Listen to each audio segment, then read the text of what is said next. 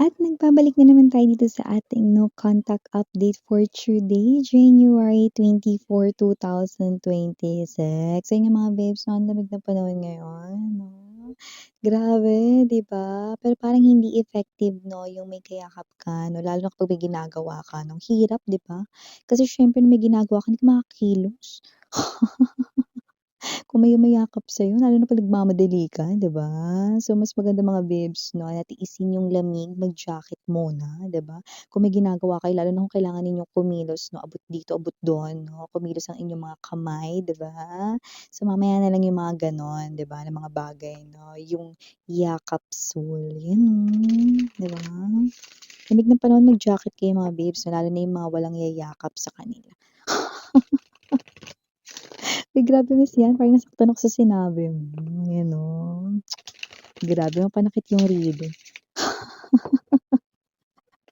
So, let us see mga babes 'no, kung ano ito na contact update ninyo 'no, for this person na no contact update kayong dalawa. Tingnan natin kung magkakaroon ba ng contact dito or ano ba nangyayari dito 'no.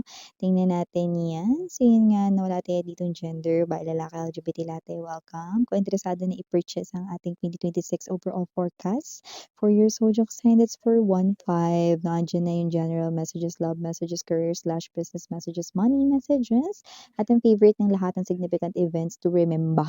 Yan namin may hining ako ano, ang aming toothpaste ay Colgate. Yung gano'n. Hindi po ako endorser niyan, Pero yun nga mga babes 'no, nakikita natin dito 'no, na okey, yung energy 'no dito ay parang ewan ko, hindi ko gusto. Alam ko malamig yung panahon pero parang iba yung lamig na naramdaman ko 'no with these cards right in here. So let us see. Puwede niyong i-pause ang video na 'to for a while para makapag-concentrate kayo sa pag-iisip sa inyong person right in here. Look at that, we have here this Queen of Pentacles energy and the Moon. May bumabagabag sa'yo dito, may iniisip ka. Bagay na parang gusto mo siyang konfrontahin pero parang wag muna. Ba't ano ba yun? Teka lang. Wala tayo dito 'no, na time period pero ang kinukuha natin ay energy niya ngayon, hindi bukas, hindi rin kahapon, kundi ngayon, okey? So, just take only what resonates. May isa pa pala tayong channel 'no, ang Dalnim 'no.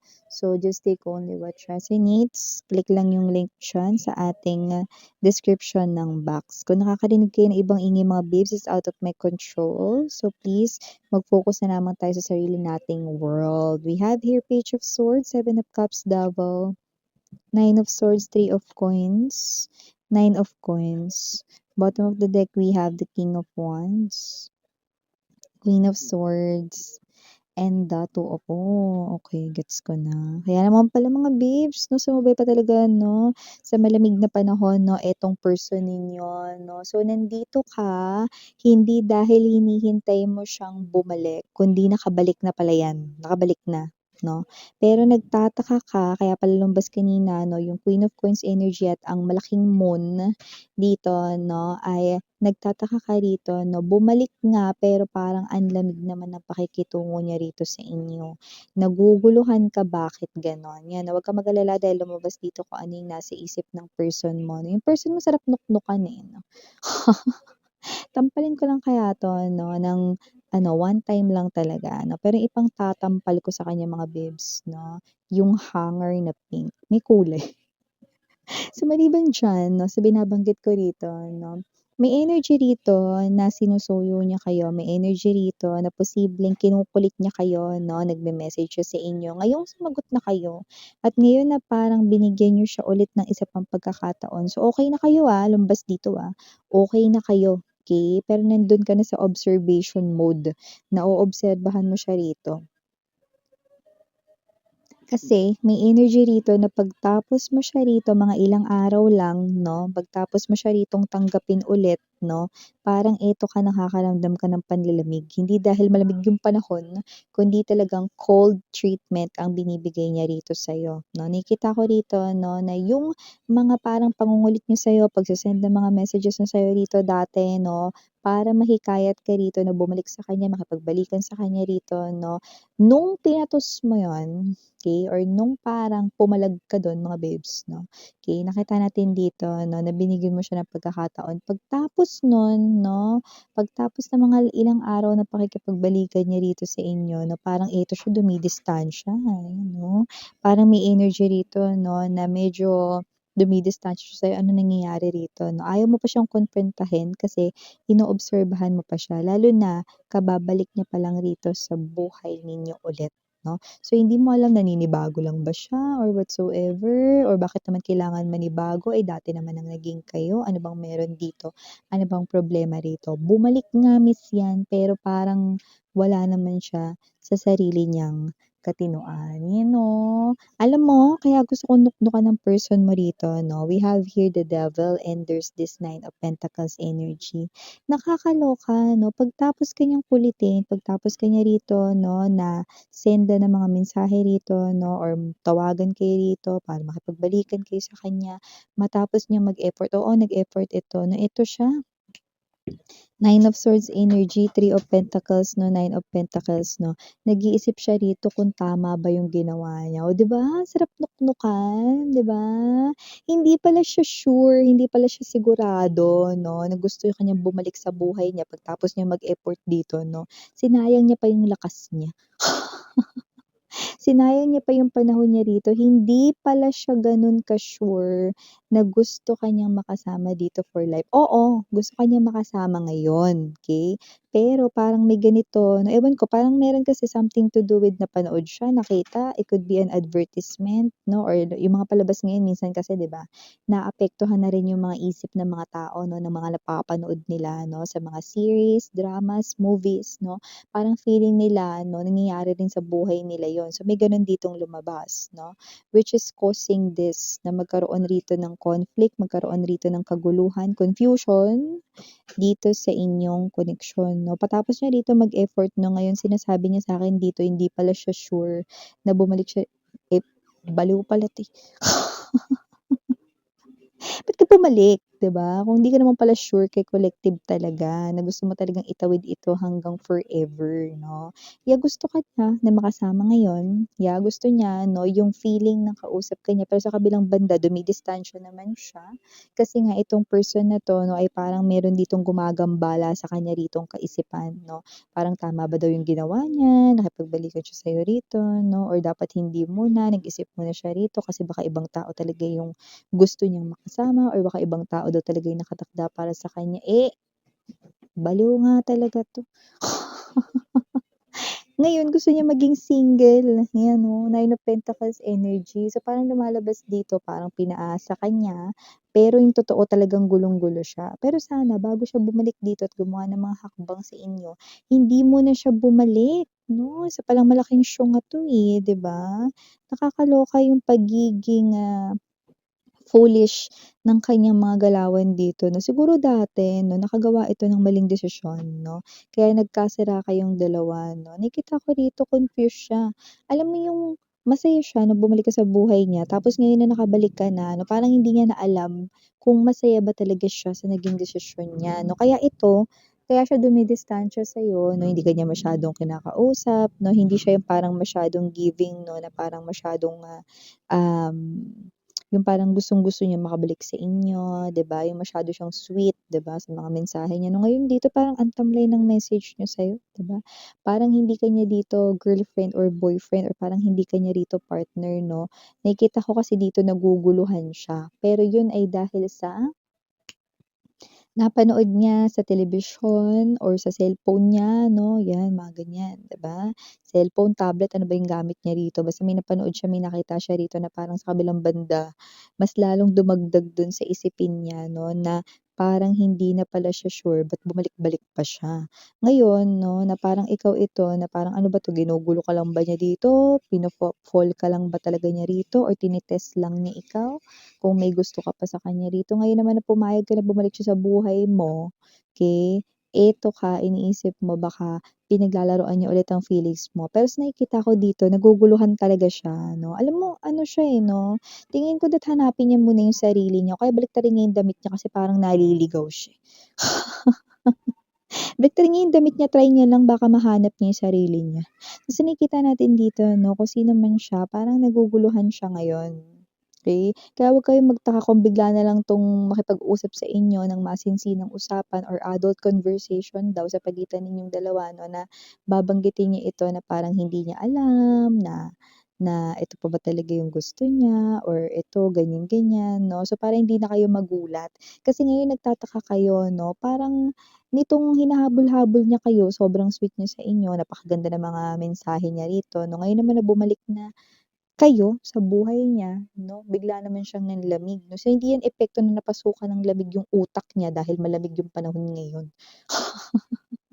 Kundi talagang naguguluhan siya. Ang advice ko sa kanya rito, total parang dati pa naman siya padalos-dalos sa mga desisyon niya 'no. Sana i-try niya naman ngayong 2026, 'di ba, New Year's resolution niya, ayusin niya muna yung kanyang way of thinking, yung kanyang decision making skills because naaapektuhan yung kanyang life, 'di ba? At ngayon 'no, sa desisyon na nangyayari ngayon sa kanya, maapektuhan ng kanyang life for the next 6 to 1 year, 'di ba? So, kung sino man 'tong energy na 'to 'no, kailangan niyang,